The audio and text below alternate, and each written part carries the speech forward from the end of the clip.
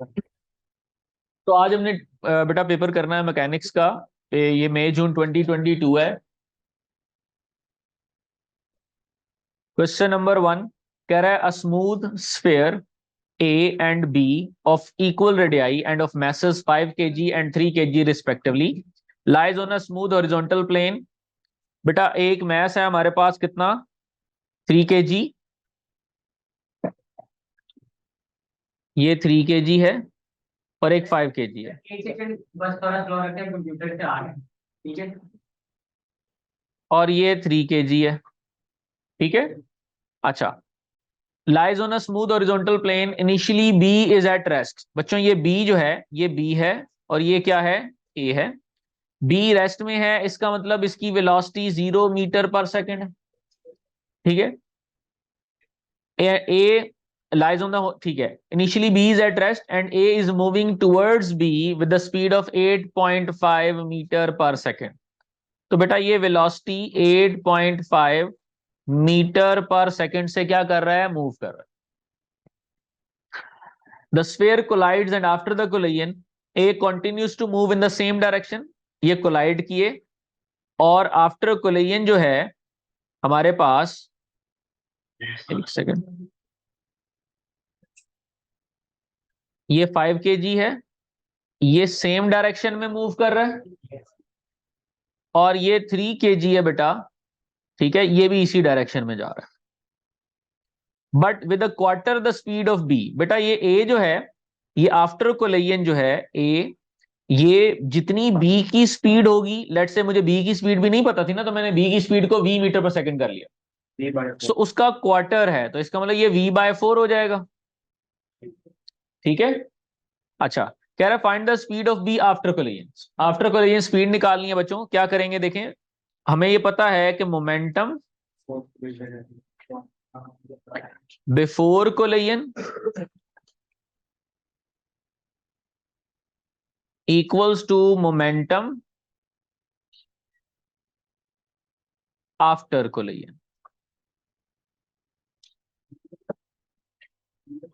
ठीक है, अच्छा।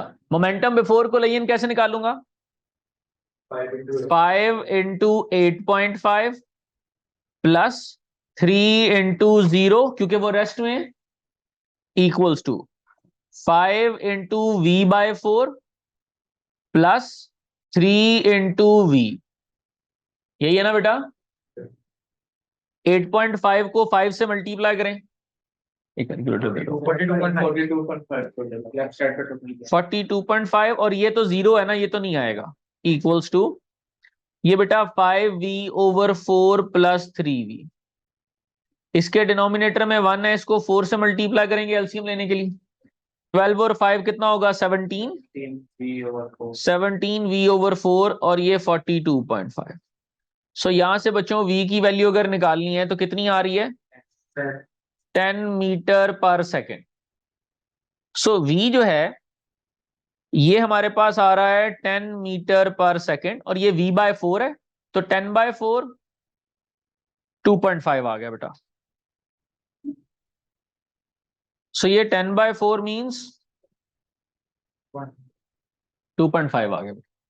ठीक है जी, अच्छा ये क्लियर हो गया। फिर कह रहा है find the loss of kinetic energy of the system due to the collision. अब बेटा आपने लॉस ऑफ काइनेटिक एनर्जी कैसे निकालना है, आप काइनेटिक एनर्जी निकालें before collision, kinetic energy after collision, और दोनों को क्या कर दें, माइनस कर दें।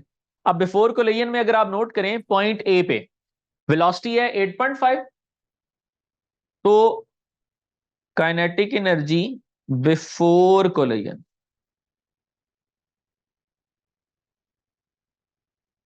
सो बिफोर कोलिजन में क्या होगा, 1/2 ½ mv²। मैस कितना है, 5 है, और v कितना है, 8.5। 5 × 8.5 का होल स्क्वायर प्लस दूसरी वाली भी काइनेटिक एनर्जी निकालेंगे ना, हाफ m क्या है, 3, लेकिन उसमें वेलोसिटी बच्चों 0 है, तो इसलिए वो तो नहीं कंसिडर होगा ना, 0 हो जाएगा सारा। ये कितना आता है,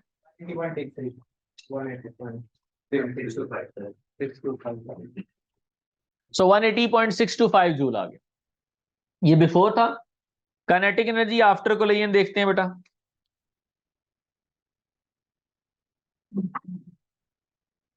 अब आफ्टर कोलिजन में क्या होगा, हाफ मैस कितना है, पहले 5 था, v कितना था 2.5 बेटा, पहले वाले की वेलोसिटी 2.5 है ना, ये देखो जरा इसकी, और दूसरे वाले की वेलोसिटी कितनी है 10,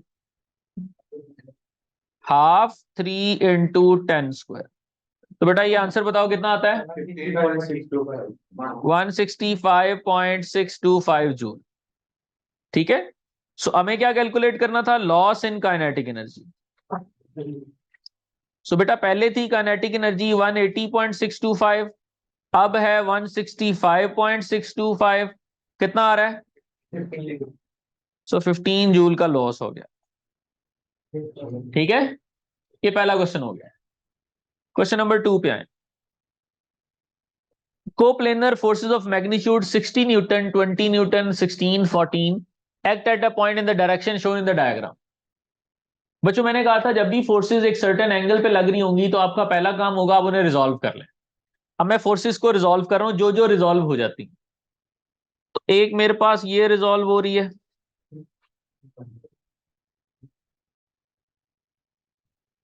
और एक मेरे पास ये रिजॉल्व हो रही है।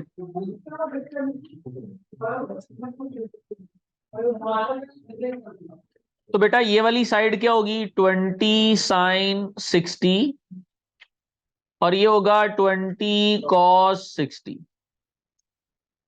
ये कितना होगा 16 साइन 50, और ये होगा 16 कॉस 50। ठीक है बेटा जी।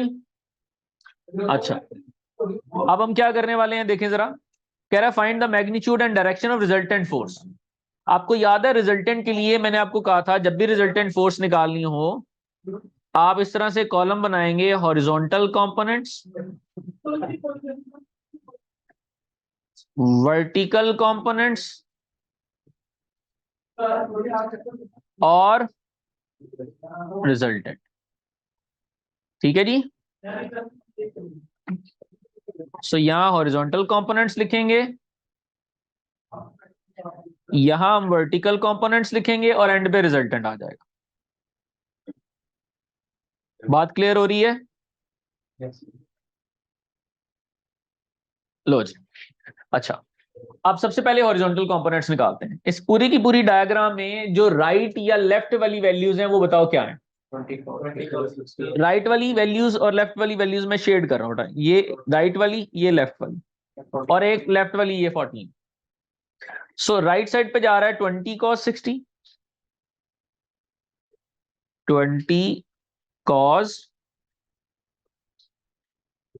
60, ये राइट पे जा रहा है। ठीक है, अच्छा लेफ्ट पे कौन कौन जा रहा है, 16 cos 50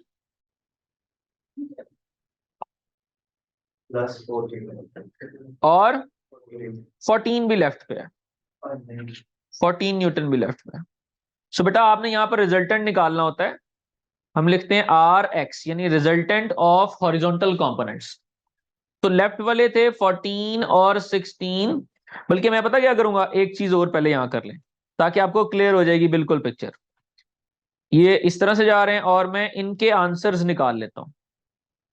मुझे बताना जरा इसका आंसर क्या आ रहा है। ये तो 14 न्यूटन ही है। 20 cos 60, नहीं 20 cos 60 बताओ, 10 एग्जैक्ट 10 आ रहा है, 10 न्यूटन। और 16 cos 50,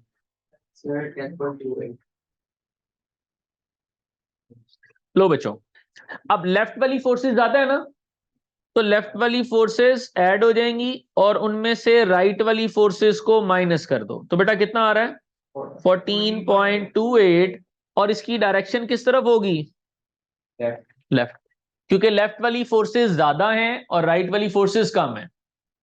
ठीक हो गया। अब आ जाए इस पे, वर्टिकल कंपोनेंट में अपवर्ड क्या है 60,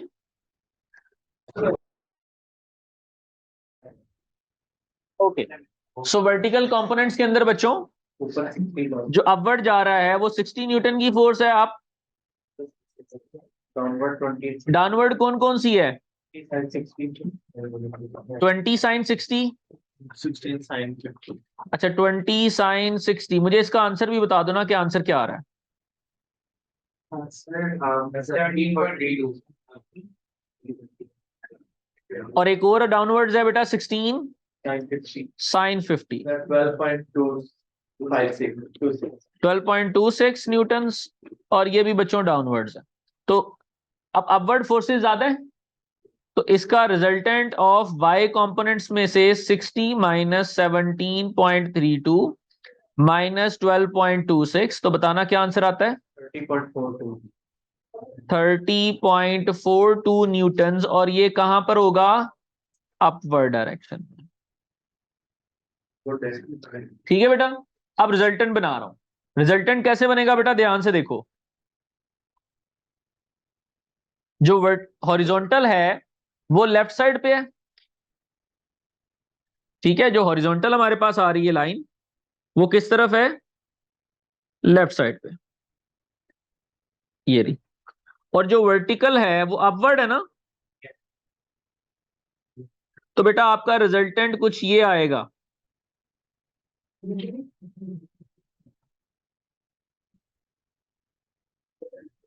ये आपका रिजल्टेंट आ गया, ठीक है। अब देखें, जो ये हॉरिजॉन्टल वाला था, क्या ये 14.28 है। जो वर्टिकल वाला था बेटा, ये 30.42 है। आपको ये रिजल्टेंट चाहिए आर। रिजल्टेंट आर कैसे कैलकुलेट करेंगे जी। सो बेटा हमें रिजल्टेंट कैलकुलेट करना है। आप देखें ये एक राइट ट्रायंगल बन गई है। सो यहां पर मैं क्या करता हूं, पाइथागोरस थ्योरम लगा रहा हूं। हाइपोटेनस स्क्वायर इक्वल्स टू 30.42 का स्क्वायर प्लस 14.28 का स्क्वायर। सो बेटा ये आर की वैल्यू, फाइनल आंसर बताओ मुझे कितना आ रहा है। 33.6 आ रही है जी। ठीक है जी। सो आर की वैल्यू आ गई बेटा। उसने आपसे दो चीजें पूछी थी, उसने कहा था आपने दो चीजें बतानी है, एक मैग्नीट्यूड बतानी है, वो मैंने अभी बता दी 33.6 आ रही। फिर कह रहा है डायरेक्शन बताओ। डायरेक्शन का मतलब है बेटा आपने एंगल कैलकुलेट करना है, ये वाला, ये। अब ये एंगल कैसे निकलेगा, अब आप लगाएं tan. Tan theta equals to opposite which is 30.42 divided by adjacent जो कि क्या है 14.28। 64.8। अब आपने क्या करना है, टेन को राइट साइड पे जाके इन्वर्स करवा दें 64.8 डिग्री। लेकिन बेटा ये थीटा नहीं आया, आपने यहां थीटा नहीं लिखना, आपने ये अल्फा लिखना है। बिकॉज ये अगर नोट करें तो जो आपकी डायग्राम बनी है वो फर्स्ट क्वाड्रेंट में नहीं है। ऐसे होता है ना कि ये मेरे पास एक्स एक्सिस आ रहा है और ये वाई एक्सिस आ रहा है, ठीक है। ये वाई एक्सिस है और ये एक्स एक्सिस है। तो ये कौन से क्वाड्रेंट में बन रहा है, सेकंड में। और सेकंड में क्या होता है 180 माइनस थीटा, ठीक है। तो आपको ऑब्ट्यूज या 180 में से थीटा को माइनस करना पड़ेगा। तो इसीलिए तो ये डायरेक्शन बनवाई थी मैंने, कि आपको पता चलेगा कि आपका जो रिजल्टेंट है वो किस क्वाड्रेंट में बन रहा है, और उस क्वाड्रेंट के अकॉर्डिंगली जो ट्रिग्नोमेट्री में हमने एंगल सीखा था उसके हिसाब से एंगल बनाएंगे, ठीक है। सो बेटा ये होगा 180 माइनस 64.8। सो 180 माइनस 64.8 कितना आ रहा है 115.2 डिग्री। ये हमारा आंसर है बेटा। जब भी रिजल्टेंट फोर्स आएगा हमने एंगल निकालना। नहीं, डायरेक्शन ऑफ रिजल्टेंट फोर्स कहेगा तो एंगल निकालना है। So देखो उसने मैग्नीट्यूड भी मांगा था, डायरेक्शन भी मांगी है। क्या, हाँ अच्छा, ये चीज है, ये 115.2 अबव, बिकॉज ये सेकंड क्वाड्रेंट में है, तो सेकंड क्वाड्रेंट में जो एक्स एक्सिस है वो नेगेटिव होती है, तो 100 बल्कि, हाँ आप फिर ऐसे नहीं लिखेंगे ना। ये देखें एक मिनट, आप इसको 64.8 रहने दें, फिर आप अबव नेगेटिव एक्स एक्सिस कह दें।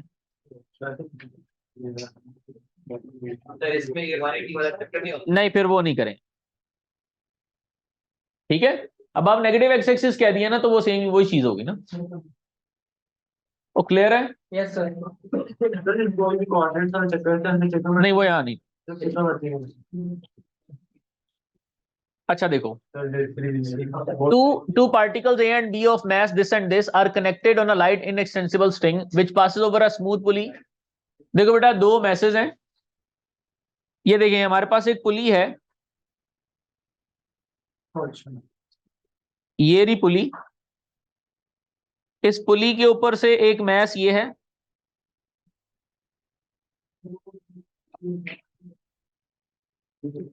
और एक इस पुली के ऊपर मैस है बेटा ये वाला।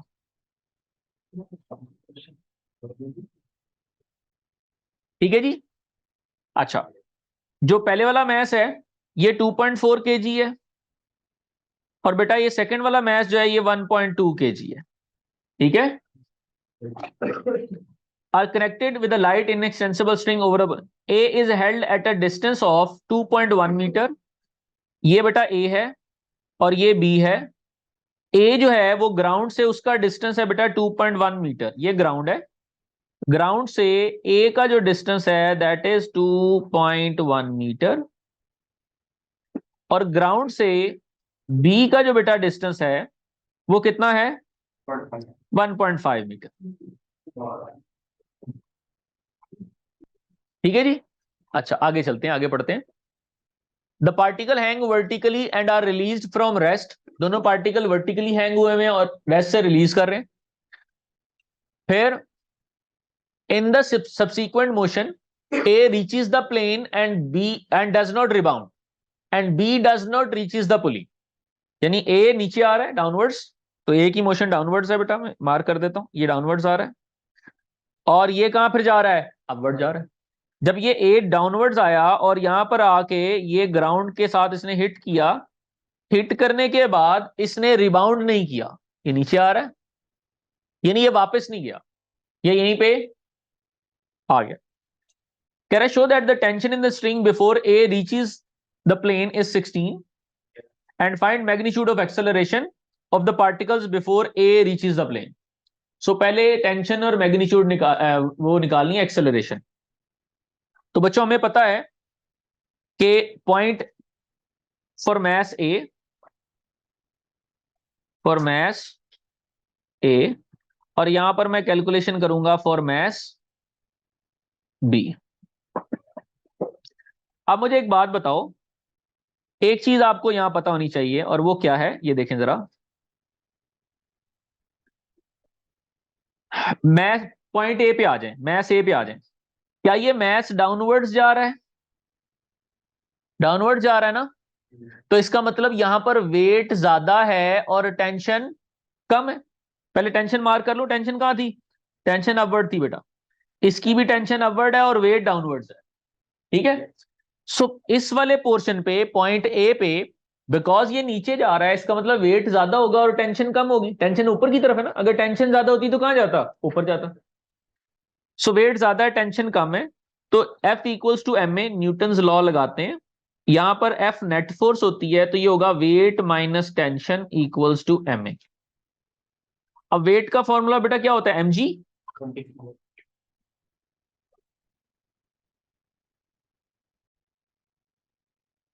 तो वेट का फॉर्मूला क्या होता है, mg minus t equals to m a. बेटा m कितना है इसका 2.4 और g 10 होता है, सो 24 हो जाएगा ये, minus t equals to 2.4 a। और यहां पर आ जाए पॉइंट बी पे। बच्चों पॉइंट बी में ये कहां जा रहा है, अपवर्ड जा रहा है ना, अपवर्ड जाने का मतलब है कि टेंशन ज्यादा होगी, तो यहाँ t माइनस वेट होगा इक्वल्स टू एम ए। वही न्यूटन्स लॉ लगा रहा हूं। So tension minus weight mg, m कितना है बेटा 1.5, g कितना है 10, 1.5, और एक्सेलरेशन फाइंड करना है। सॉरी ये 1.2 है, 1.5 नहीं है, और ये आ गया। ठीक है जी। अच्छा ये कितना बन जाएगा 12 इक्वल्स टू 1.2 ए। बेटा अब ये देखो साइमल्टेनियसली सॉल्व करने लगा दोनों इक्वेशंस को। 1.2 ए 12 को राइट साइड पे ले जाए, 12 ऐड हो जाएगा ना, टी की वैल्यू आ गई, ये टी की वैल्यू मैं इधर पुट करने लगा हूं। ए नेगेटिव नहीं हो, नहीं बेटा, वेट हमेशा जो है वो आपके पास क्या होता है, डाउनवर्ड ही होता है ना। वो एक्सेलरेशन डाउनवर्ड जा रही है, तो ये ऊपर जा रही है तो एक्सेलरेशन नेगेटिव नहीं होगी। नहीं नहीं, मैग्नीट्यूड लेनी है ना, मैग्नीट्यूड ऑफ एक्सेलरेशन की बात हो रही है बेटा, मैग्नीट्यूड हमेशा पॉजिटिव होती है, वो नेगेटिव नहीं होती। नेगेटिव सिर्फ डायरेक्शन को रिप्रेजेंट करता है। अच्छा बच्चों ये देखो क्या होगा, यहां टी की वैल्यू पुट करने लगा हूं, 24 माइनस टी की जगह क्या आएगा, 1.2a plus 12 equals to 2.4a। तो बेटा बाहर माइनस का साइन है, अंदर के साइन चेंज होंगे ना, 1.2a माइनस का हो जाएगा, 12b माइनस का हो जाएगा। सो यहां से देखें जरा, 1.2a इधर आके ऐड हुआ तो ये 3.6 है और ये 12 आ गया। तो यहां से एक्सेलरेशन की वैल्यू बताओ कितनी आती है, 10/3 लिख लें, 3.33 लिख लें, दोनों सेम चीज है। ए आ गया, ये बच्चों ए की वैल्यू यहां लगा लें। सो टेंशन इक्वल्स टू 1.2, ए की जगह 3.333 प्लस 12, तो बताओ टेंशन की वैल्यू कितनी, 16 आ रही है। लो बेटा ये टेंशन भी 16 न्यूटन कैलकुलेट होगा। क्लियर है, दोनों चीजें उसने कहा था वो फाइंड होगी। पार्ट बी में आ जाए, कह रहा find the greatest height of the above the plane. बेटा ग्रेटेस्ट हाइट निकालनी है, मेरी बात जरा ध्यान सुनना, ये इंपॉर्टेंट बात है बेटा, ये कॉन्सेप्ट समझ लें दोबारा से। अगर ए नीचे डाउनवर्ड्स आ रहा है, कितना डिस्टेंस ए डाउनवर्ड्स आ रहा है, तो ऑब्वियसली ये जो बी है ये भी ऊपर ट्रेवल करके 2.1 मीटर ऊपर चला जाएगा ना।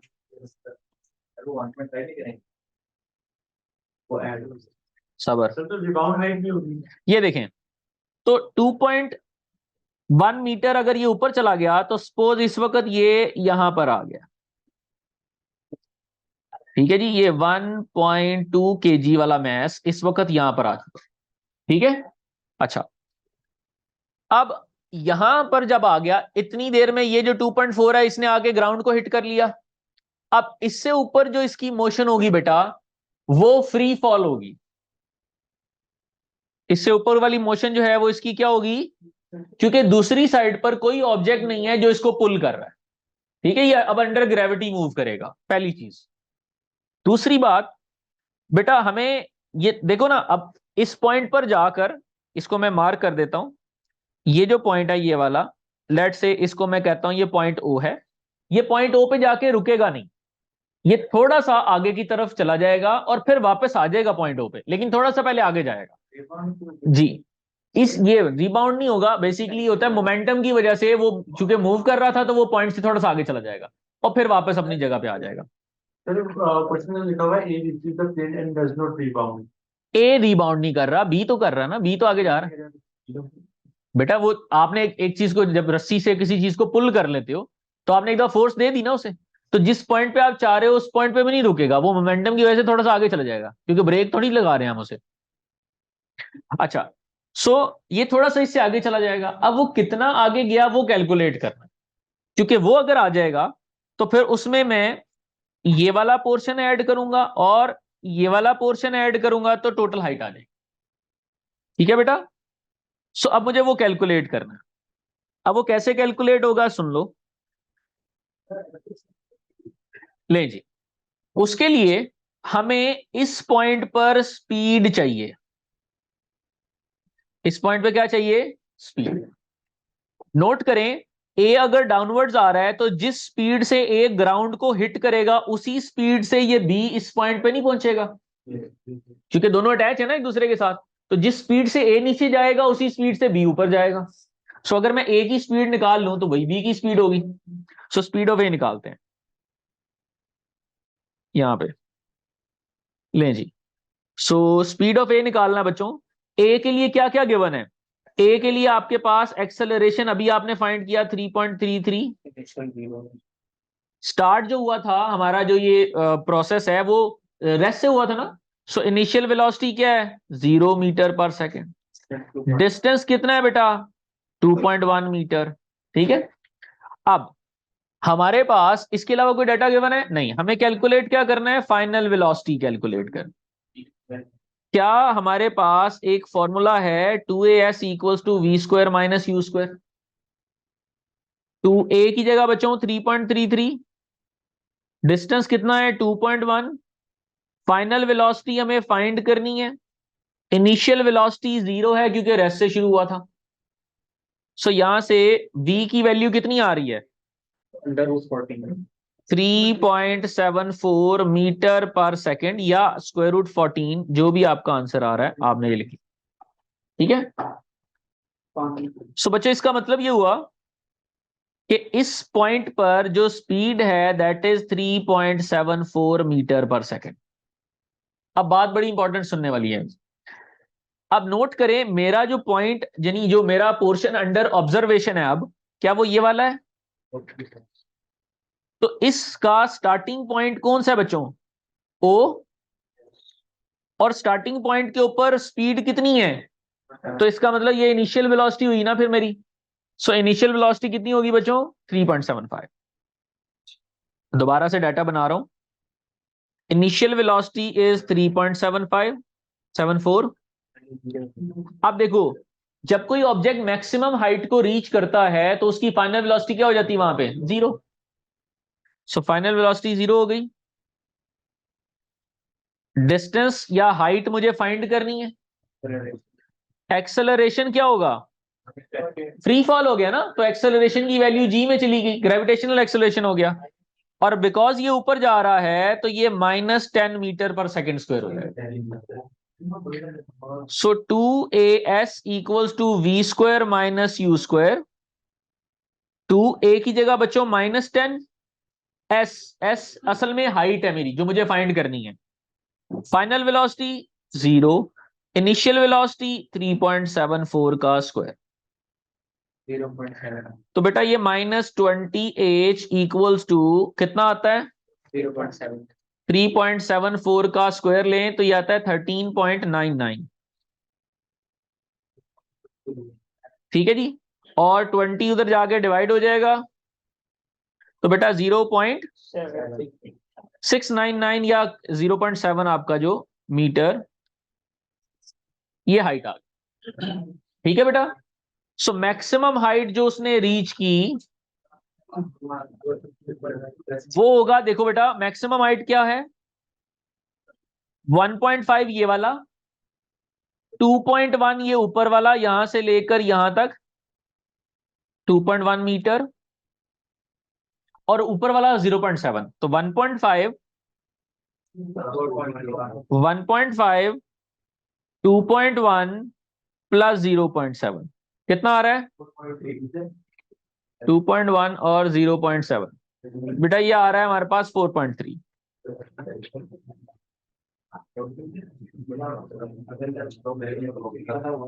सर वैसे हम इस तरह राउंड ऑफ कर सकते हैं 0.69, क्योंकि आगे हमारे पास 9 है ना, तो हमें वो करना पड़ता है पूरा, फिर होता है तो 0.7 आ जाता है। हाँ ठीक है, ये क्लियर है बच्चों?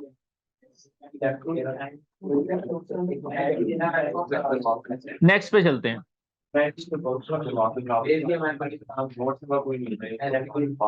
Question number 4। अच्छा, question number 4। A particle A moving along a straight horizontal track with constant speed 8 metre per second. तो बच्चों ये एक पार्टिकल है, ठीक है, और ये क्या कर रहा है? हॉरिजॉन्टली मूव कर रहा है with the speed of 8 metre per second. यहां पर एक चीज नोट करने वाली है, दैट इज कांस्टेंट स्पीड। बच्चों जब कांस्टेंट, बेटा कांस्टेंट स्पीड का मतलब क्या होता है? एक्सेलरेशन क्या होगा? 0।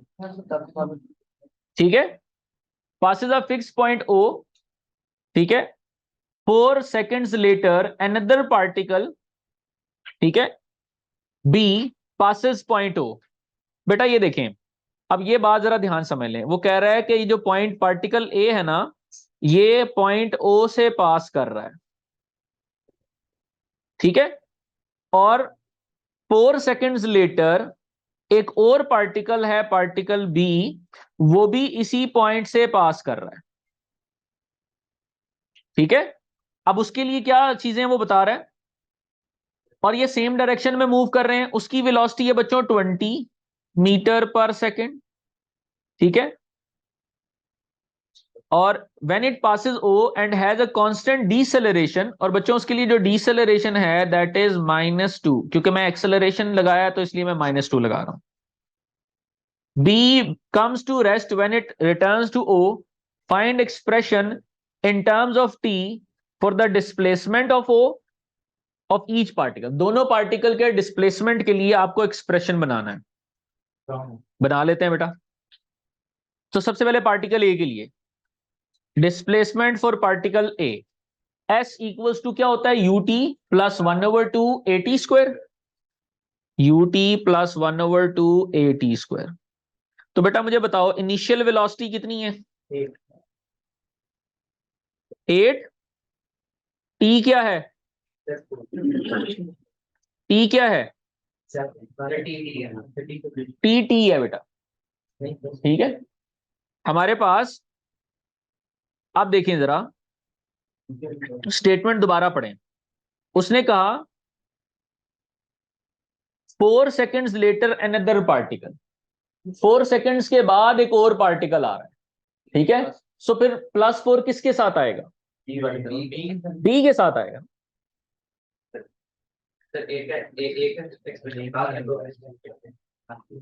तो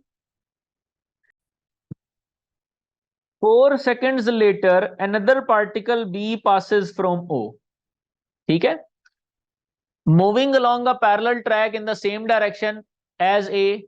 Particle B has speed 20 when it passes to O and has a constant deceleration. बेटा जो पार्टिकल B है ना वो 4 seconds लेट देर से आ रहा है, ठीक है, पार्टिकल B जो है। अच्छा, इसमें अब आप लोगों ने एक चीज ध्यान में रखनी है, जितने भी इस तरह के क्वेश्चंस होंगे ना जिनमें वो ये कहेगा, टाइम का डिफरेंस डालेगा कि एक पार्टिकल है और दूसरा पार्टिकल उससे 5 सेकंड लेटर आ रहा है, 2 सेकंड लेटर आ रहा है, तो जिसके बारे में बोलेगा ना वो नहीं, आपने ऑपोजिट वाले में ऐड कर देना है, ठीक है। वो कह रहा है देखो वो पहले से 4 सेकंड्स लेट आ रहा है, ठीक है। सो इसका मतलब जितना उसको 4 सेकंड्स में टाइम ट्रेवल करने के लिए वो लगेगा, इतना ये भी आगे ट्रेवल कर चुका होगा, तो इसीलिए इसके लिए इसके आपने उसमें टाइम में 4 को ऐड कर देना। लेकिन अभी आप सिर्फ इतना माइंड में रखो, जिसके बारे में वो बोलेगा कि इसका 4 सेकंड ज्यादा है या 7 सेकंड ज्यादा है या 2 सेकंड ज्यादा है, आपने अब बी के बारे में बता रहे हैं ना, तो आपने ए में ऐड कर देना,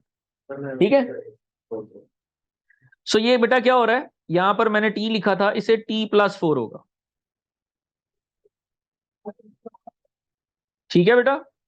और आगे क्या आ रहा है, +1/2, एक्सेलरेशन 0 होना है और ये T+4 होगा, तो ये सारा ही 0 हो जाएगा। सो कितना आ रहा है, 8T + 32, ये हमारा SA आ गया। अरे ऑब्जेक्ट ए का जी, अब बी के लिए निकालना है, तो SB फाइंड करेंगे, वो भी क्या होगा, UT, U इनिशियल वेलोसिटी, उसके लिए वेलोसिटी कितनी है, टाइम कितना है T, प्लस 1/2 A, एक्सेलरेशन कितना है -2, डीसेलरेशन है ना। सही बताइए क्वेश्चन। जी बेटा बताइए भी उसने।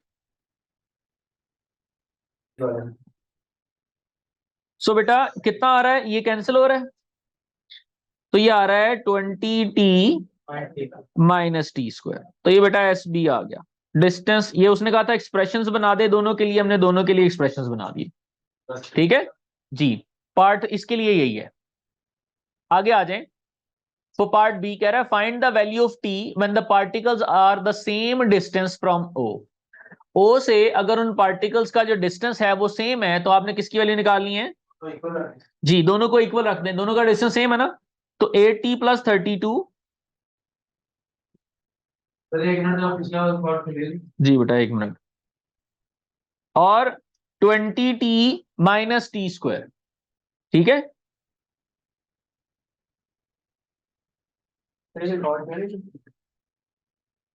लो बच्चों इनको इधर ले आए, T² इधर आगे प्लस हो जाएगा, 20 इधर आगे माइनस होगा, तो बेटा माइनस का 12T और प्लस 32, मिड ब्रेक कर लें इसकी, 8T - 4T + 32 = 0। तो बेटा यहां से क्या कॉमन आ रहा है, तो T - 8 -4 कॉमन लूंगा तो T - 8, तो बेटा यहां से t की एक वैल्यू 8 आ रही है और t की एक वैल्यू क्या आ रही है 4। ये सॉल्व हो गया। सर ऊपर ऊपर ऊपर बस पढ़ गया। क्लियर है जी?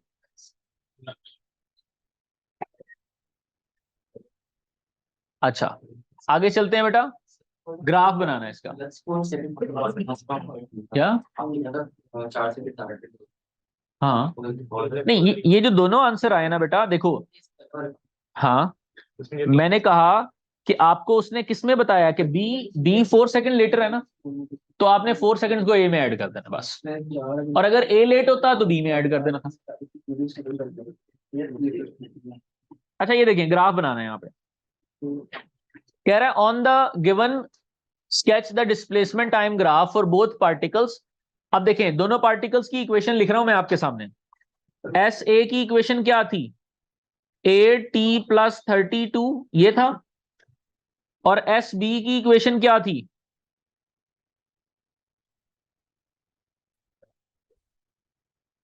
दोनों में 20t माइनस टी स्क्वायर, ये एस बी की इक्वेशन। नोट करें आपका ये जो पार्टिकल बी है इसकी जो इक्वेशन है ये क्वाड्रेटिक है बेटा, क्वाड्रेटिक है तो कर्व बनेगी, और टी स्क्वायर की वैल्यू नेगेटिव है तो ये डाउनवर्ड्स ओपन बनेगी। ठीक है, अब आपने करना ये है कि आपने ये 3 वैल्यूज गिवन है यहां बॉटम में 0 10 20, ये इसमें लगा लें। 0 लगाएंगे तो आंसर 0 आएगा ना, तो 0 पे तो 0 है, यहां लगा रहा हूं, ये देखें 0 पे 0। 10 पे कितना है, 10 पुट करें जरा इसमें, 200 माइनस 100 तो 100 होगा, 10 पे 100 है बेटा, और 20 पे फिर 0 हो जाएगा। तो ये कर्व कुछ ऐसे बन जानी है आपकी, ऐसे करके। जीरो का 20 में होगा चेक कर लो। सर। टी स्क्वायर होता है 400 तो 20 का स्क्वायर कितना होता है 400 400 हो जाएगा सर। टी स्क्वायर 400 है 20 टी कितना होता है 20 into 20 ठीक है, अब ऐसे लगाएं, 0 पे कितना आएगा 32, तो ऑलमोस्ट यहां कहीं करके होगा,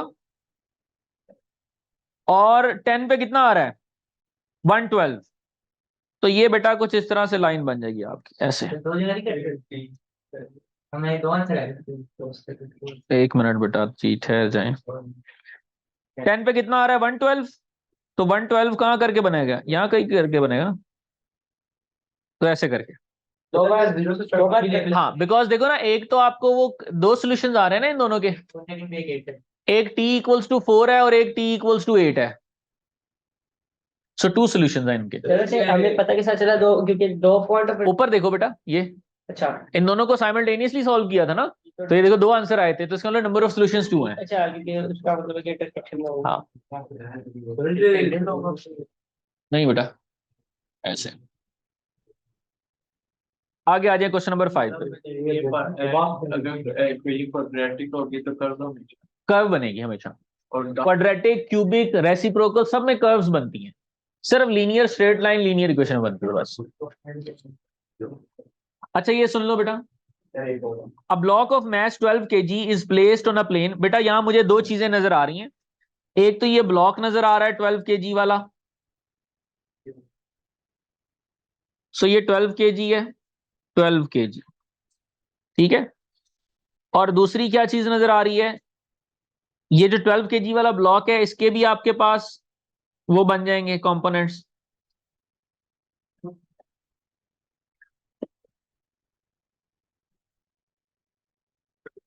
तो बेटा ये क्या बनेगा, ये 24 है ना, तो ये आएगा 12 cos 24, सॉरी 120, बिल्कुल ठीक है 120, क्योंकि वो तो हमारे पास वो था ना, सो 120 sin 24।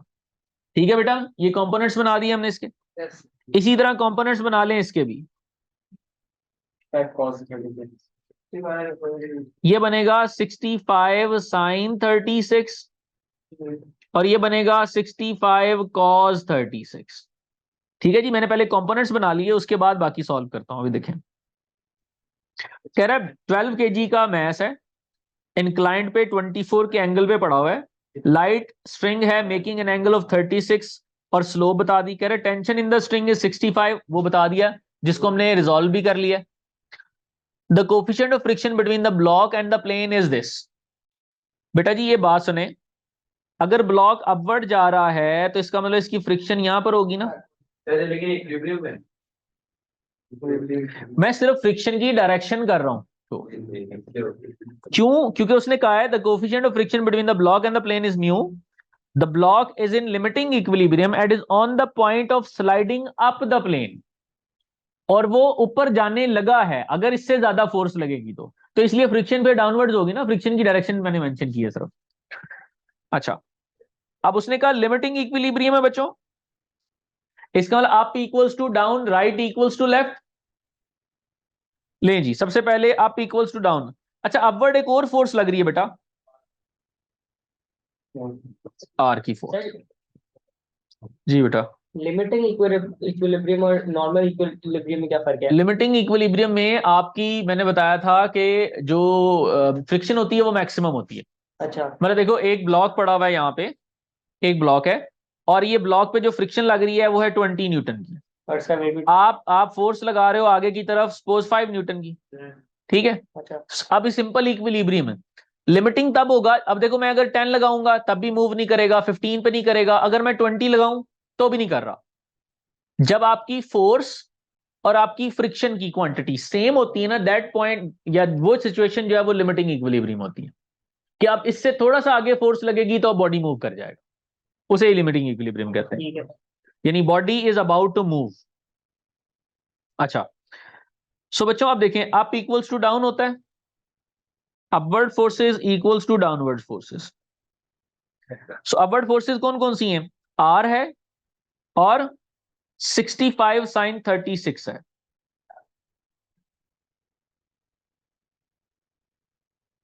sin 36। डाउनवर्ड फोर्सेस कौन कौन सी है बच्चों? 120 cos 24। इसके अलावा कोई डाउनवर्ड फोर्स है बेटा? नहीं। सो यहां से आर की वैल्यू निकाल लें। देखो बेटा, अगर मुझे म्यू चाहिए ना, तो फ्रिक्शन का एक फॉर्मूला होता है f equals to mu R. So mu चाहिए तो एफ ओवर आर करना पड़ेगा। तो जब तक एफ और आर नहीं है तब तक म्यू की वैल्यू नहीं आएगी, तो इसलिए आर निकाल रहा हूं पहले। सो यहां से आर की वैल्यू कितनी आ रही है बेटा? 120 cos 24 माइनस 65 sin 36। 71.4। तो ये आ रहा है कितना? 71.4। कंफर्म नहीं, फिर ये कैलकुलेटर गलत आंसर दे रहा है।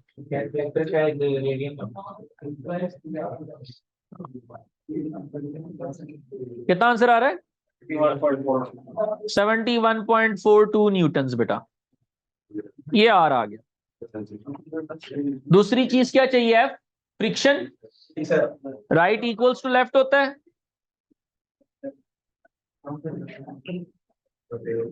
बच्चों राइट साइड वाली फोर्सेस कौन कौन सी हैं? एक तो ये नजर आ रहा है 65 cos 36, और राइट साइड पे कौन सी फोर्स लग रही है? कोई भी नहीं, लेफ्ट पे लग रही है। अब लेफ्ट पे लग रही है एक तो फोर्स ऑफ फ्रिक्शन एफ, और दूसरा बेटा ये वाली फोर्स 120 sin 24। लेफ्ट में लग रही है फ्रिक्शन और 120 sin 24। तो बेटा यहां से एफ की वैल्यू बताओ कितनी आ रही है? 3.78। तो क्या वैल्यू आ रही है एफ की? 3.78। 3.78। ठीक है बच्चों, लो भाई म्यू की वैल्यू क्या है? म्यू का फॉर्मूला, सो एफ की जगह कितना आना है? 3.78। ओवर आर की जगह, 142। सो बताओ म्यू कितना आ रहा है? लो बच्चों, ये म्यू की वैल्यू आ रही है। ठीक है जी।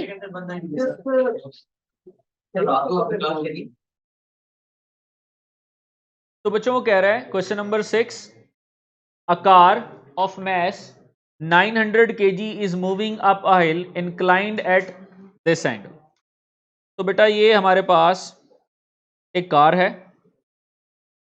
जो अपवर्ड जा रही है, ठीक है, और ये कार है यहां पे,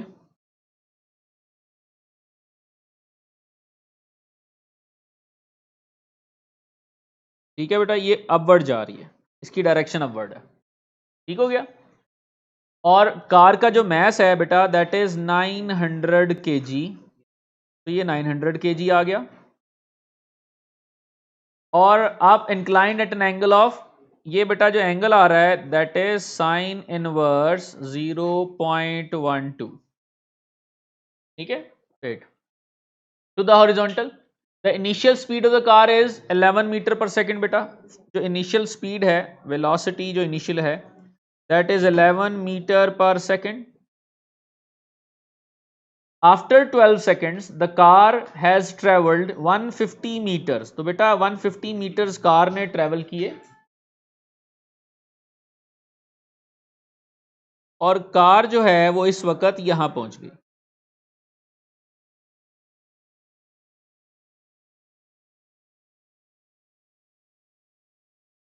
ठीक है जी।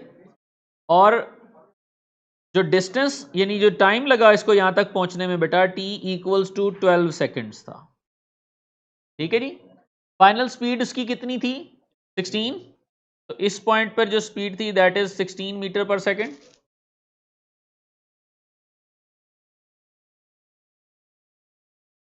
तो ये आ रही है 16 मीटर पर सेकेंड। ठीक है। The engine of the car is working at a constant power, जो है बेटा पावर कितनी आ रही है 24। एक सेकंड में इसको करेक्ट कर लूं। लो जी, पावर इक्वल्स टू 24 किलोवाट। ठीक है, किलोवाट है ना। तो अब मैं इसे कन्वर्ट करूंगा वाट के अंदर, तो कितना होगा, किलो की जगह 1000 आ जाएगा। ये बेटा जी आ गया 24,000 वाट। कह रहा find the work done against the resistance force during the 10 second. Work done against resistance निकालना है। तो बेटा आपको इक्वेशन पता है, potential energy plus kinetic energy plus work done by driving force equals to, अच्छा, potential energy plus kinetic energy plus work done against resistance.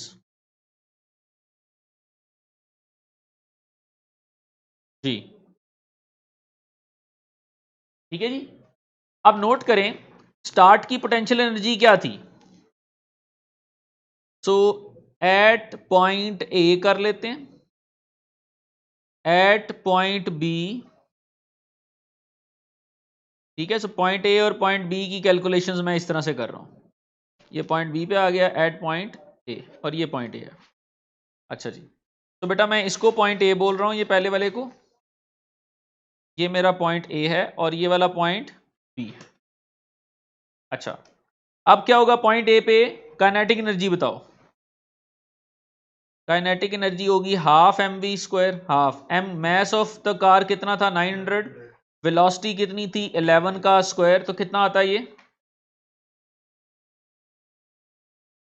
तो 11 square into 900 divided by 2, 54450।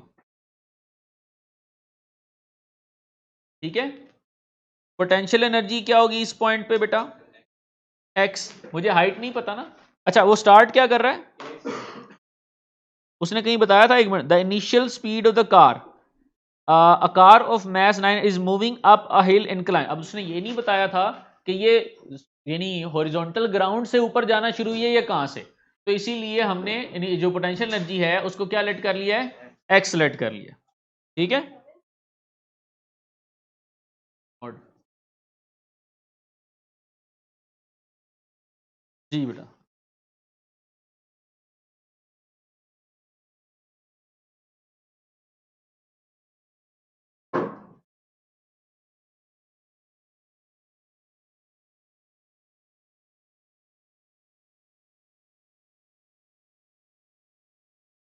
So potential energy बेटा क्या ले लिया हमने, x. अच्छा, सो अब third number पे है work done. So work done कैसे निकालें बेटा? अब देखो वर्क डन का हमारे पास फॉर्मूला एक है, पावर का एक फॉर्मूला हमने यूज किया हुआ है, power equals to work done over time, ऐसे ही होता है। अब अगर मुझे वर्क डन निकालना है बेटा तो ये पावर इधर जाके, ये टी टाइम उधर जाके पावर से मल्टीप्लाई हो जाएगा। तो वर्क डन कितना आ रहा है? Power multiplied by time. Power कितनी है?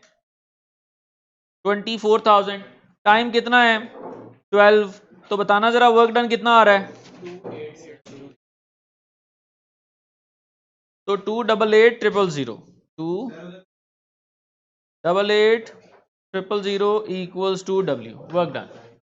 ठीक है जी बेटा। पॉइंट ए पे तीनों चीजें निकालनी है, फिर पॉइंट बी पे तीनों चीजें निकाल। सो पॉइंट ए की तीन चीजें हमारे पास आ गई। ठीक है, एक ये आ गई, एक पोटेंशियल एनर्जी आ गई और एक काइनेटिक एनर्जी आ गई बेटा। ठीक है, अब पॉइंट बी पे आ जाएं। पॉइंट बी पे काइनेटिक एनर्जी कैलकुलेट करते हैं बेटा। तो kinetic energy equals to half mv square. m बेटा कितना है? मैस 900। वेलोसिटी कितनी है? 16। ठीक है, 16 स्क्वायर कर लें, 900 डिवाइडेड बाय 2, 115200। ठीक है, पोटेंशियल एनर्जी क्या होगी? अब बेटा ध्यान से सुनना, पोटेंशियल एनर्जी होगी यहां पर x प्लस mgh। क्योंकि नोट करें जरा, यहां डायग्राम बना रहा हूं, यहां से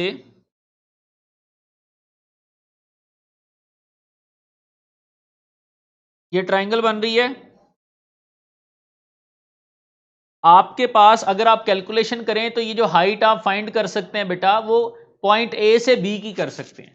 पॉइंट ए से नीचे हाइट कितनी थी ये वाली, ये हाइट कितनी थी हमें नहीं पता, इसीलिए हम उसकी पोटेंशियल एनर्जी भी नहीं निकाल सके, हमने उसकी जगह एक्स लिख लिया। और अब आगे अगर मैं पोटेंशियल एनर्जी निकालता हूं तो वो पॉइंट ए से बी की होगी, उससे पहले क्या थी हमें नहीं पता, इसलिए एक्स प्लस mgh होगा। ठीक है, तो अब देखें हाइट निकालनी पड़ेगी। अब हाइट कैसे निकालूं? क्या ये वाला एंगल भी साइन इनवर्स 0.12 नहीं होगा? ठीक है बेटा, अब हाइट कैसे निकालते हैं? ट्राइंगल मैं आपके सामने नीचे बना रहा हूं यहां पे। ठीक है, यहां पर स्पेस लेते हैं, ये ट्राइंगल इसकी अलग से बनानी पड़ेगी, तो यहां बनाता हूं मैं, ये ट्राइंगल बना रहा हूं बेटा।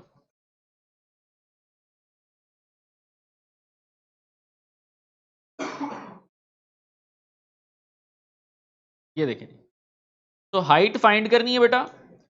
ये उसने 150 दिया हुआ है, बताया हुआ है ना 150 मीटर, और ये वो कह रहा है कि साइन इनवर्स 0.12 है। बेटा आप इसको भी ये माइंड में मत रखें कि ये साइन इनवर्स कुछ है, समझ लें ये एंगल है, एंगल ही है ना, साइन इनवर्स 0.12 करूंगा एंगल ही आएगा।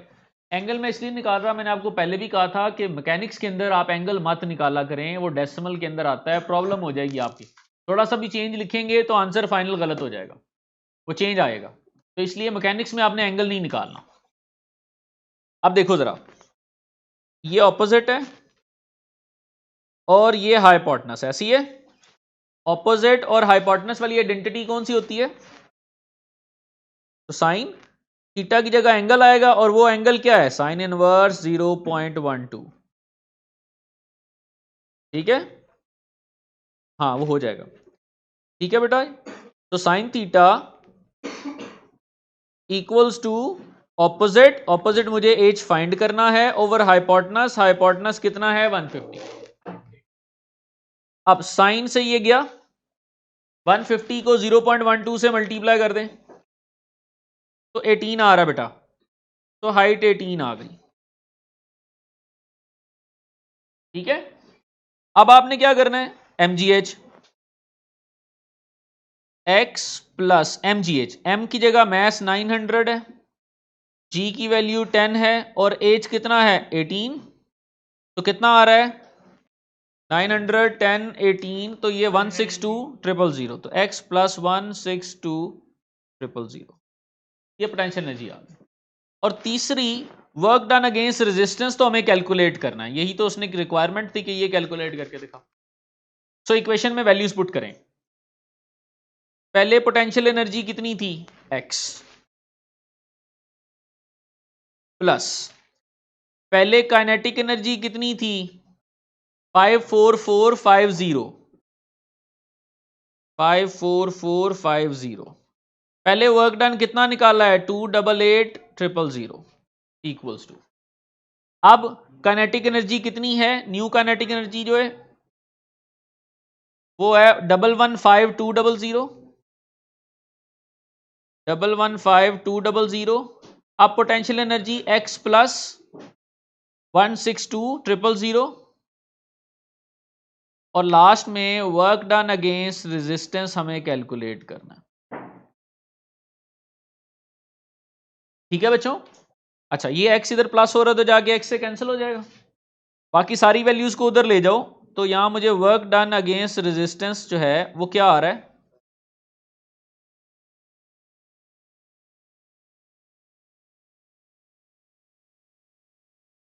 बेटा इन दोनों को ऐड करें, 288,000 प्लस 54450, ठीक है, ये आता है 342,450। इसमें से माइनस कर दें इन दोनों को ऐड करके, 115,200 प्लस 162,000, तो ये बेटा बनता है 277,200। तो माइनस करें जरा, 342,450 माइनस ये 65,250, ये जूल, ये हमारा आंसर आ गया।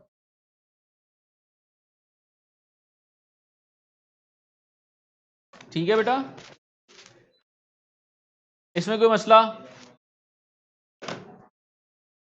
डन, आगे चलते हैं।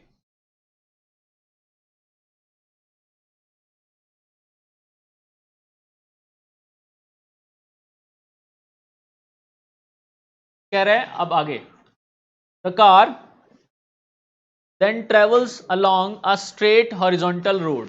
अब कार क्या कर रही है, स्ट्रेट हॉरिजॉन्टल रोड पे ट्रेवल कर रही है।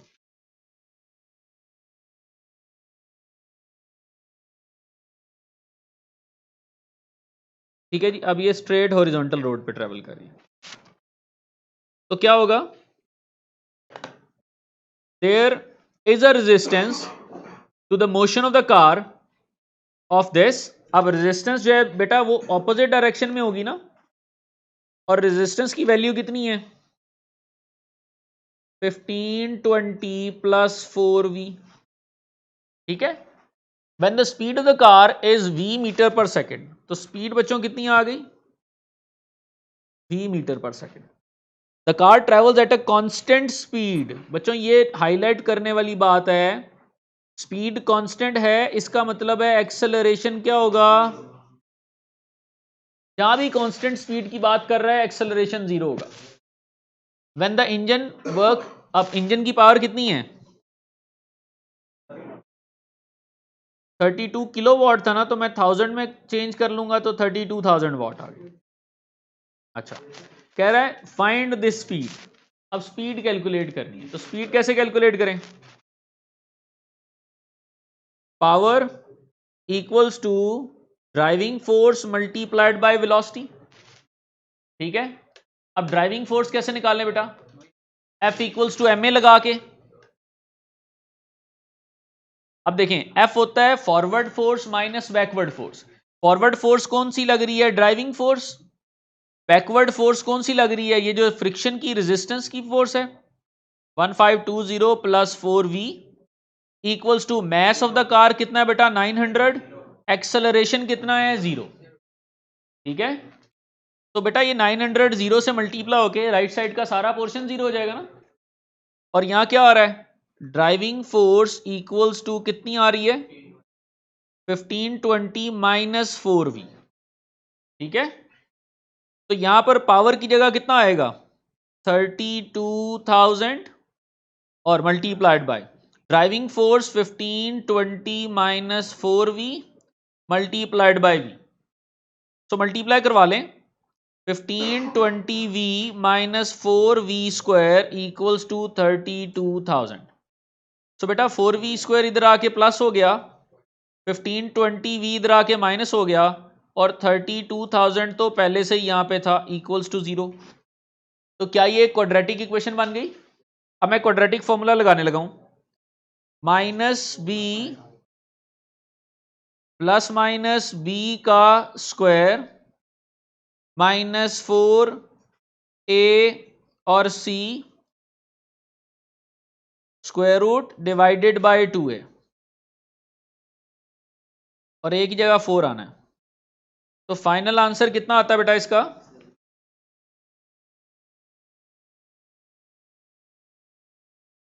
लें जी, पहली वैल्यू थी 4 माइनस 1520 और प्लस 32,000। तो एक आंसर आ रहा है बेटा 357.6 और दूसरा आंसर आ रहा है बेटा 22.4।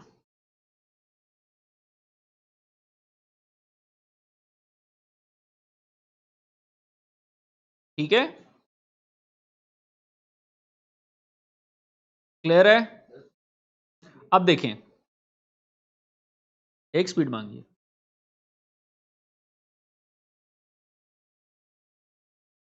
ये देखो, ये डबल आंसर आ रहा है बेटा। ये मिस्टेक पता हमने कहां की है? ये देखो, यहां पर ड्राइविंग फोर्स में से माइनस करना था मुझे, ठीक है, यहां पे माइनस करना था तो इधर ब्रैकेट लगनी थी, या फिर मुझे यहां पर इसका साइन चेंज करना था।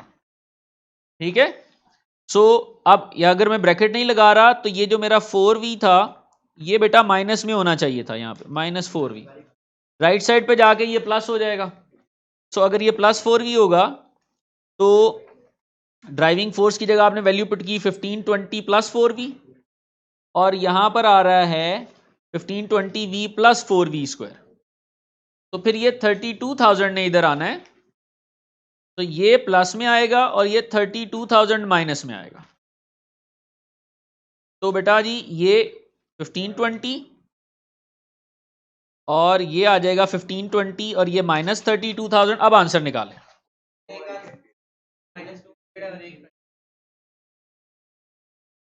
एक मिनट, 1520² 20 आ रहा है। एक मिनट,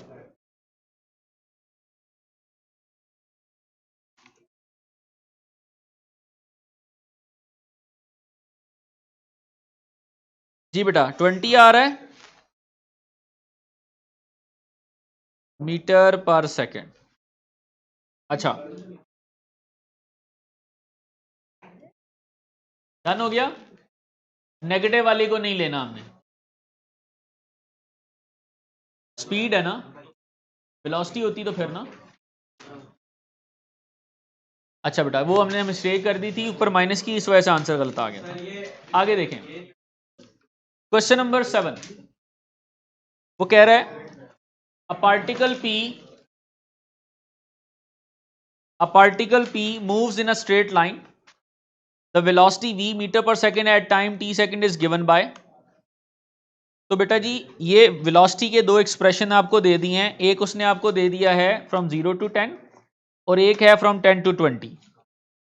ठीक है, कह रहा है show that there is an instantaneous change in the acceleration of the particle at 10 t equals to 10। ठीक है, अब देखें, तो सबसे पहले इंस्टेंटेनियस चेंज इन एक्सेलरेशन आया, मैं दोनों से एक्सेलरेशन फाइंड कर रहा हूं बेटा। उसने कहा there is an instantaneous change in the acceleration of the particle at t equals to 10। अब t10 जो है वो ऊपर वाले में भी इंक्लूडेड है और नीचे वाली इक्वेशन में भी है, दोनों में आ रहा है ना t, तो फिर दोनों के अंदर चेक करना पड़ेगा। तो जाहिर सी बात, v इक्वल्स टू 0.25 t² -80 + 60 बेटा।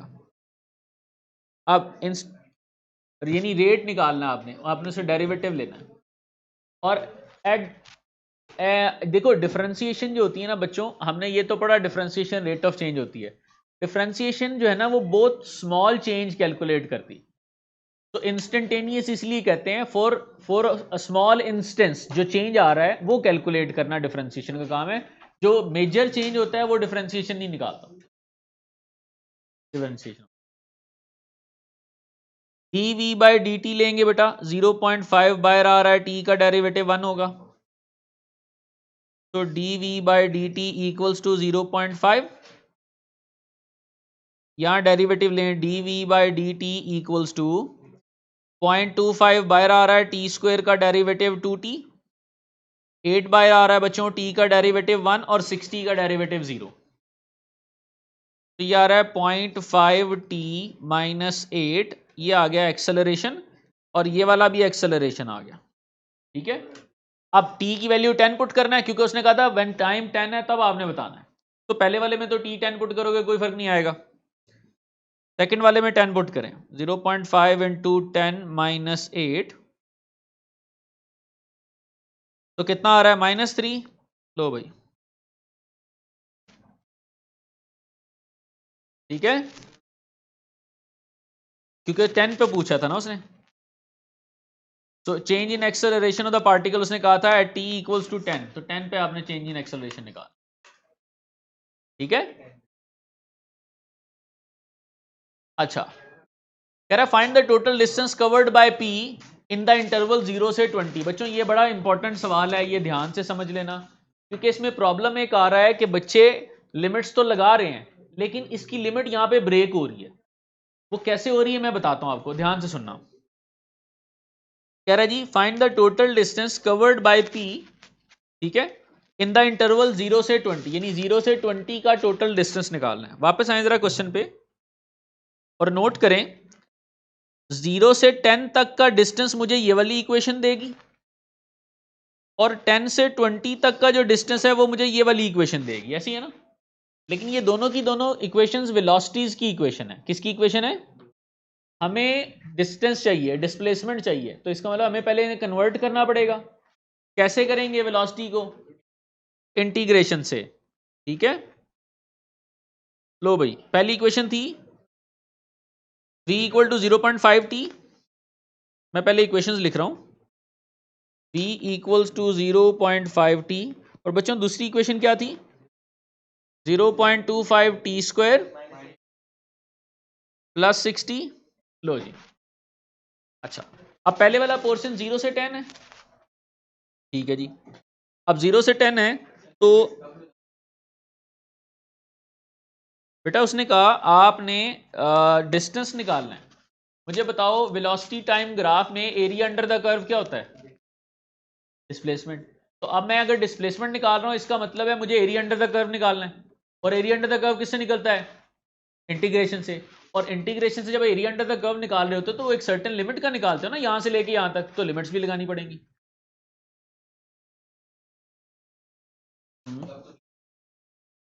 क्योंकि वो हम वेलोसिटी की इक्वेशन निकाल रहे होते हैं। ठीक है, जो हमारे यहां है ना वो ये है कि डिस्प्लेसमेंट है, वेलोसिटी, एक्सेलरेशन, डेरिवेटिव लो, वेलोसिटी, डेरिवेटिव लो, एक्सेलरेशन, इंटीग्रेशन करो वेलोसिटी आएगी, ठीक है, इंटीग्रेशन करो डिस्प्लेसमेंट आएगा। लेकिन जब आप ग्राफ्स देखते हो ना तो ग्राफ बच्चों इन दो के ये दो यूज होते हैं। एक्सेलरेशन टाइम ग्राफ का एरिया अंडर द कर्व या ग्रेडियंट से कुछ नहीं आता, सिर्फ ग्रेडियंट वेलोसिटी टाइम ग्राफ और डिस्प्लेसमेंट टाइम ग्राफ का होता है, इसीलिए एक्सेलरेशन से वापस आते वक्त हम कुछ भी नहीं करते। अच्छा, आप देखो बेटा, पहले इसकी इंटीग्रेशन लेनी है, और इंटीग्रेशन लेनी है from 0 to 10, 0.5t dot dt, तो बेटा 0.5 तो बाहर आ जाएगा, t की इंटीग्रेशन लेंगे तो क्या आंसर आता है? क्या ये t स्क्वायर ओवर 2 आएगा, पावर में 1 ऐड, उसी से डिवाइड, और ये 0 से 10 है। बच्चों ये ना देखते फिरना कि ये 0.5 आ रहा है, आपने रूल वेरिएबल पे लगाना होता है, तो t की पावर 1 थी, पावर में 1 ऐड किया, उसी से डिवाइड कर दिया। अब क्या करेंगे? एरिया जब निकाल रहे होते पहले अपर लिमिट लगाते हैं ना, 0.5 into 10 square over 2 minus 0.5 into 0 square over 2, modulus का साइन बिकॉज मैं एरिया अंडर द कर्व निकाल रहा हूं, तो कितना आ रहा है? 100 इंटू 0.5 डिवाइडेड बाई 2, 25 माइनस 0, तो आंसर कितना आ रहा है बच्चों? 25। क्लियर है? अच्छा, अब आ जाओ इस वाले पोर्शन पे। लें जी, क्या ये एक क्वाड्रेटिक इक्वेशन है? अगर ये क्वाड्रेटिक इक्वेशन है तो इसका ग्राफ क्या बनेगा जी? नहीं नहीं, ये डिस्टेंस आया, डिस्टेंस डिस्टेंस। पहले इसका आप वो करें, इंटीग्रेशन कर लें इसकी। 0.25 T square minus 8t plus 60 dot D T. ठीक है, इंटीग्रेशन अभी मैंने लिमिट नहीं लगाई, इंटीग्रेशन निकालें फिर मैं आपको बताता हूं लिमिट का क्या करना है। तो ये क्या होगा 0.25, ये हो जाएगा पावर में 1 ऐड उसी से डिवाइड, 8 बाहर आ रहा है, पावर में 1 ऐड उसी से डिवाइड, और 60t तो 0.25 T cube over 3 minus 4t square plus 60t। ठीक है बेटा, अब लिमिट्स कहां से पिक करनी होती हैं? वेलोसिटी टाइम ग्राफ से, ऐसे ही है। अब 10-20 नहीं है लिमिट्स, वेलोसिटी टाइम ग्राफ से लिमिट पिक करनी है आपने। अगर आप नोट करें तो ये जो वेलोसिटी की इक्वेशन आपको दी हुई है बेटा, ये क्वाड्रेटिक इक्वेशन है, और इसमें जो टी स्क्वायर की वैल्यू है वो पॉजिटिव है। इसका मतलब ये अपवर्ड ओपन कर्व बन रहा होगा, ऐसे ही है। अगर अपवर्ड ओपन कर्व बन रहा है तो इसका मतलब ये हुआ कि अगर मैं इसका ग्राफ बनाऊं बेटा, ये है और ये है। अब अपवर्ड ओपन कर्व का ग्राफ कैसे बनाऊंगा मैं? ये आपके एक्स एक्सिस को कितने पॉइंट्स पे कट कर रही होगी? वो 2 पॉइंट्स कौन से हैं? फाइंड करने पड़ेंगे। ठीक है, फाइंड करने पड़ेंगे कि 10 और 20 आएंगे, फाइंड करने हैं बेटा। अब वो कैसे फाइंड करें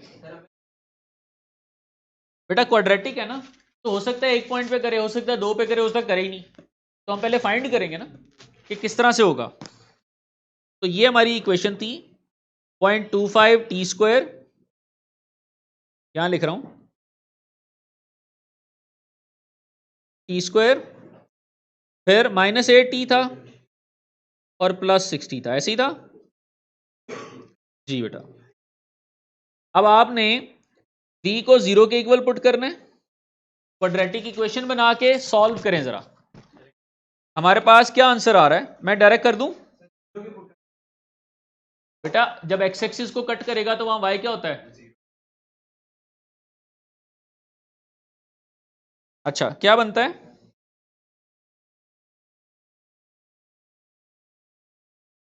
लो बच्चों, x, यहां से आपका जो एक आंसर आएगा वो t का, वो कितना आ रहा है 20, और एक आंसर आ रहा है बेटा 12।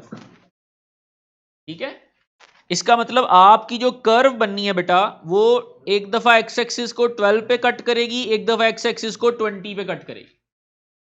ठीक है जी, अब आपने, और यहां से वो 60 से होके आएगी। अब ये कर्व आ रही है इस तरह से, ऐसे बनेगी ये कर्व। ठीक है, 12 से लेकर 20 तक का जो पोर्शन है बेटा, वो क्या निकल रहा है? वहां पर नेगेटिव आ रहा है y। ठीक है, और 10 से ले, लेट्स से यहां 10 है, 10 से लेकर जो 12 तक का पोर्शन है वो पॉजिटिव है। तो जब भी 10 स्टार्ट से 10 से हो रहा है ना बेटा, स्टार्ट तो 10 से हो रहा था, 2 पॉइंट्स, हमने तो 2 पॉइंट्स निकाले हैं जहां पर वो एक्स एक्सिस को कट कर रहा है।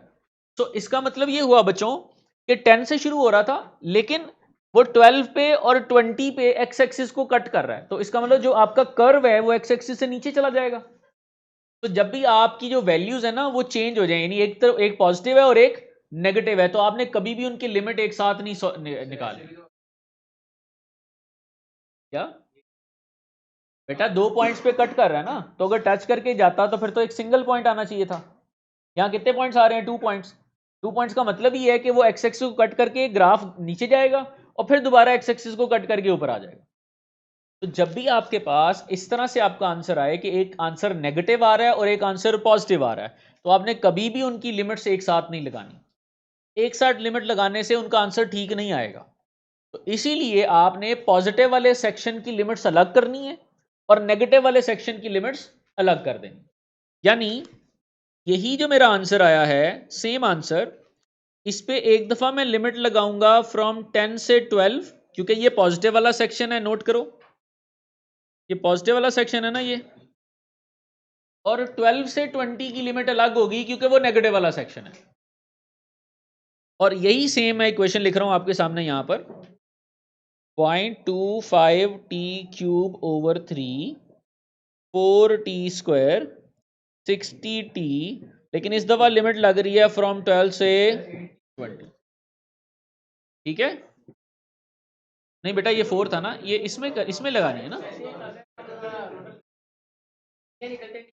relative to the x axis, तो ये भी आ रहे हैं, तो फिर ये above the graph आ जाएगा।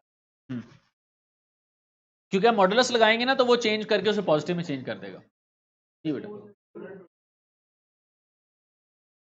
देखो अभी 0 से 10 वाला ये था,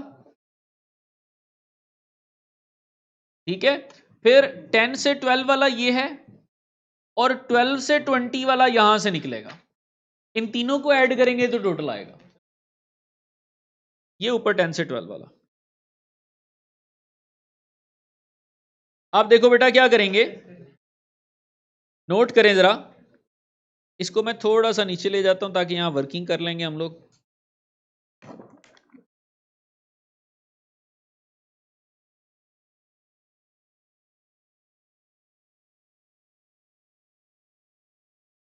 यहां पे ले आता हूं और वर्किंग करने लगे। यहां पे ध्यान से देखें, सबसे पहले बेटा अपर लिमिट लगाएंगे ना, 12 से 10, अपर लिमिट 12 है बेटा, तो 12 लगाएं।